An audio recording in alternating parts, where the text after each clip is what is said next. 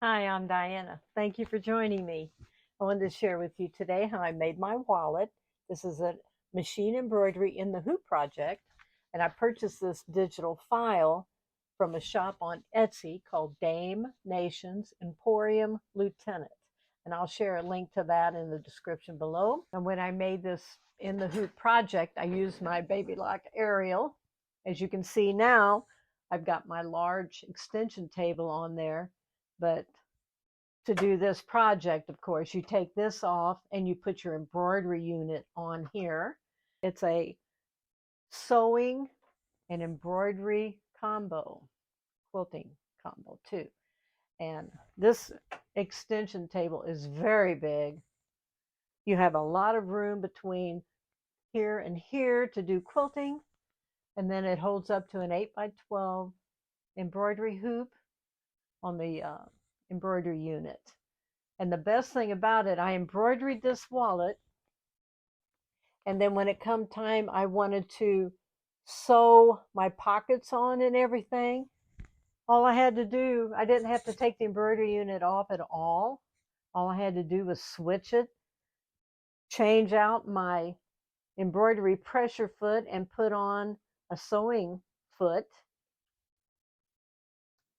Switch over here to sewing, and I could sew it without dismantling the whole thing out. I love this machine. This digital file comes with 4 hoopings. So you hoop it one time and it stitches out the credit card pockets. And then you hoop it again and it stitches out the 2 pockets. The third hooping stitches the inside and puts placement lines, the design that's on the top. And then the fourth hooping, it stitches out all the embroidery work for the outside. I used 2 layers of cutaway stabilizer in my hoop for this project on each hooping.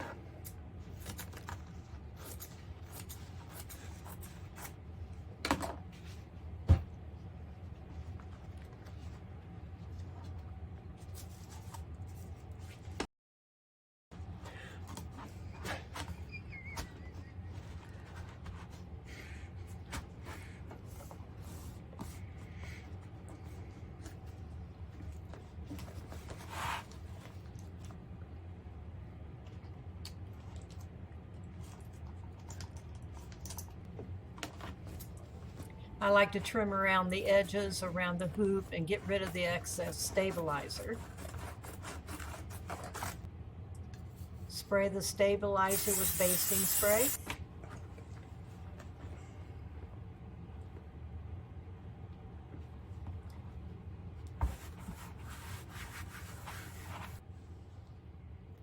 I like to fold it in half and then in half again, and you've got points on here. I don't know if you can see them or not.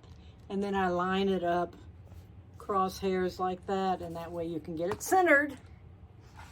Okay, I have my laptop here with my file brought up. How I get it to my machine, the Babylock Aerial, is I hook it up through this cable on the side of the machine. Got my laptop. Right click on the file that I want, go down to send to, and then it's got USB drive D. And then I'll click the mouse on there, send it, and then it comes up on my sewing machine. So that really makes it easy. I know some of you have the newer model with the Wi-Fi, but this really works good for me. Or you've got USB port where you could put a flash drive also if you've got your files on there. So now that I'm going to touch that, now it's going to say it's too big for the hoop. So I'll hit the 90 degree, it switches it, now I'm set up. So now I'll load up my threads and get going.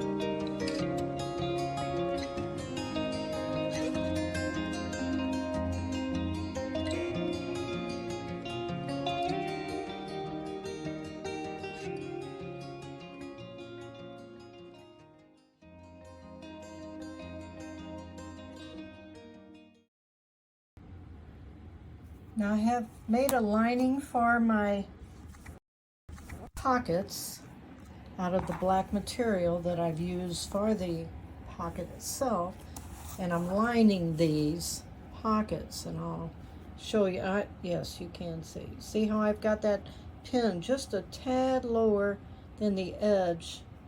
That's for when I sew it. I want it to be just a little bit lower than the top of the edge so it won't be catching on things. And these here you cut up, you iron the top over, and I will stitch that across. I'm going to line these pockets because when you put stuff in and out, if you don't line it, you're going to be hitting this all the time, and I don't think that's a good idea.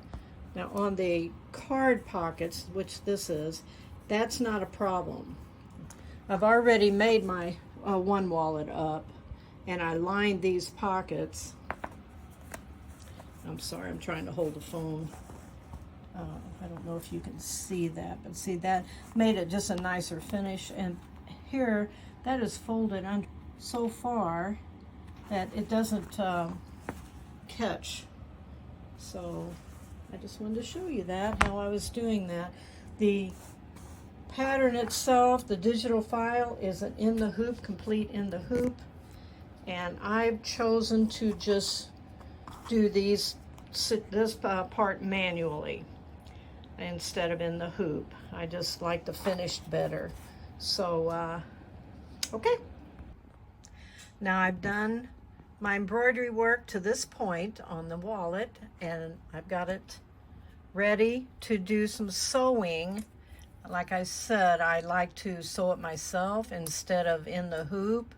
As you can see, I still have the embroidery unit on, and I can sew now without taking the embroidery unit off. So that is really cool.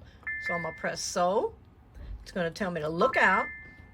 Okay, now, aha, that gets out of the way. Got it set on center stitch. Okay, width, length, everything's good. Now I'll change my foot to a sewing foot, and I'll be ready to sew.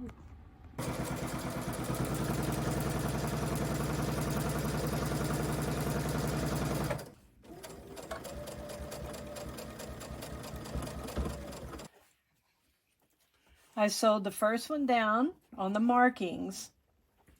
Then the second one goes right under this one, right there. Then I sewed the first one down, I sewed across the bottom, put the second one down, sewed across here, if you can see the stitching, across the bottom here.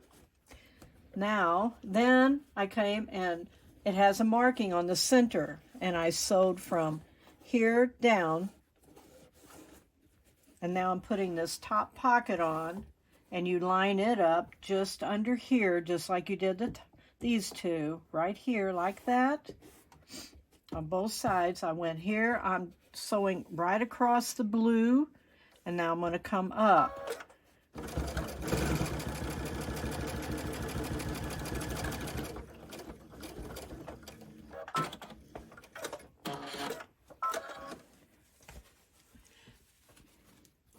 I want this to be a pocket. The original digital file that she has shows that you sew this down through here and make this one of the card pockets. And I want mine to be a pocket to put money or whatever in. And that's why I lined this one. And I've sewn across here to give me this full pocket. Now the second pocket, I'm lining this up on the stitching also. These stitches with this, but I'm leaving a small gap between this pocket and this pocket because on my first one that I made, I left a pocket, but I still couldn't put my checkbook in there and make it fold over because I made this whole thing out of blue jean material, and it's way too thick. You can't bend it. That's why I'm making this out of quilter's cotton and we're going to find out if it will be more pliable.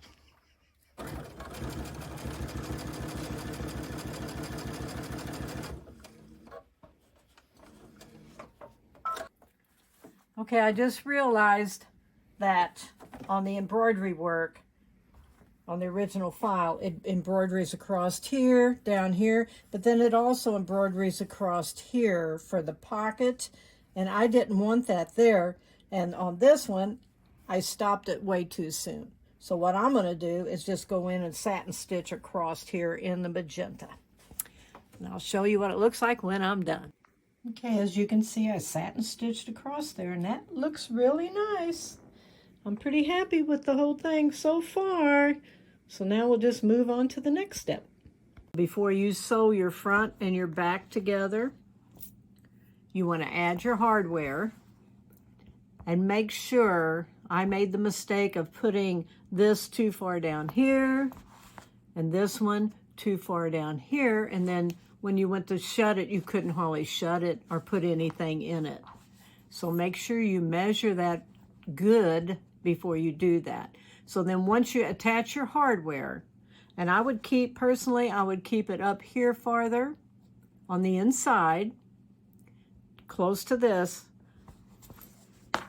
and then on the bottom, on the front, I kept it more towards this edge instead of up in here.